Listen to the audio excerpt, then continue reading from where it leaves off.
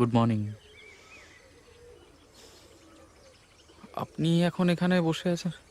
আপনার অসুবিধা হলে চলে যাচ্ছি। না না, আমার কি অসুবিধা, আমিই চলে যাচ্ছি। কেন?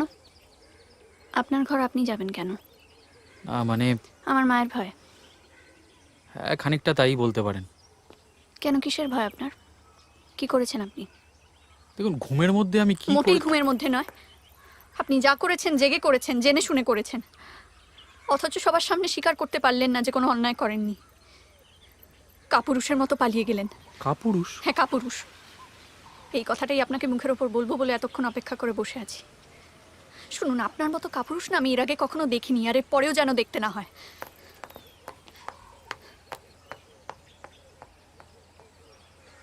বাহ রঘুদা, প্রেম করে পালালে তুমি আর কাপুরুষ হলাম আমি।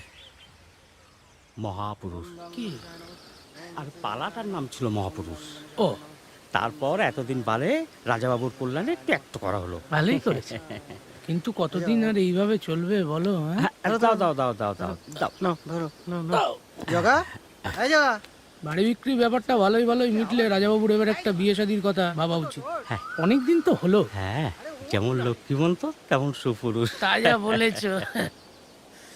মুখের ওপর কাপুরুষ বলে চলে গেল, আর আমি ঢোক গিলে বসে রইলাম। সব তোর জন্য। আমি কি করলাম? তুই পালিয়ে গেলি, আর রঘুদা ফাঁকা ঘর পেয়ে কি করলো কে জানে। মাঝখান থেকে গিন্নি মাগালো খেপে, বাড়ি কেনা বন্ধ, আমি হলাম দোষী, আর রঘুদা ভয় পালিয়ে বেড়াচ্ছে। দাঁড়া দাঁড়া, কি বলছিস কিছুই তো বুঝতে পারছি না। তুই দোষী, রঘুদা ভয়ে। এ মনোহর, একটু খোলসা করে বলবে? ওনার চেহারা অবিকল আমাদের রাজাবাবুর মতো কি না, তাই তাই তাই মানে মা সত্যি নাকি অবিকল তোর মতো?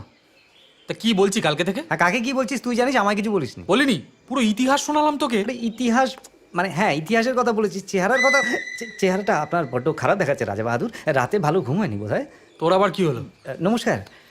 নমস্কার। ও বাবা মা যদি আমার খোঁজ করেন বলবেন আমি বাইরে আছি। মিস হালদার, ছন্দা দেবী।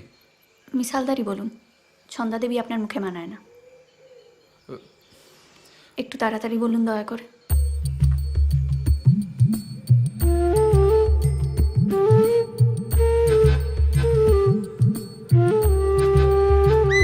আমি কাপুরুষ নই। তা হবে, আপনি হয়তো পালাননি, আমার চোখের ভুল। যে পালিয়েছিল সে আমি নই, সে আরেকজন, রঘুদা।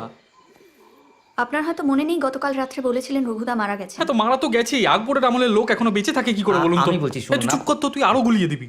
তুই? রাজা বাহাদুর অনেক সময় স্নেহ করে আমাকে। আরে তুই আর কেন লুকোচ্ছিস সঞ্জীব? আমাকে যদি দুটো কথা বলার অনুমতি করেন তো আমি বলি। কাল রাতে রাজপোশাক করে আপনি যাকে দেখেছিলেন তিনি আমাদের রাজা বাহাদুর নন। তিনি যুবরাজ ছিলেন 400 বছর আগে, প্রেতজনি প্রাপ্ত হয়েছেন। আর তেনার চেহারা অবিকল আমাদের রাজা বাহাদুরের মতো। ভুল হওয়া স্বাভাবিক। তুমি বলতে চাইছো রঘুদা? আগে হ্যাঁ, ভূত। সহজ কথায় আমরা ভূতই বলি। তেনার পিতা ঠাকুরের অভিশাপ ছিল কি না।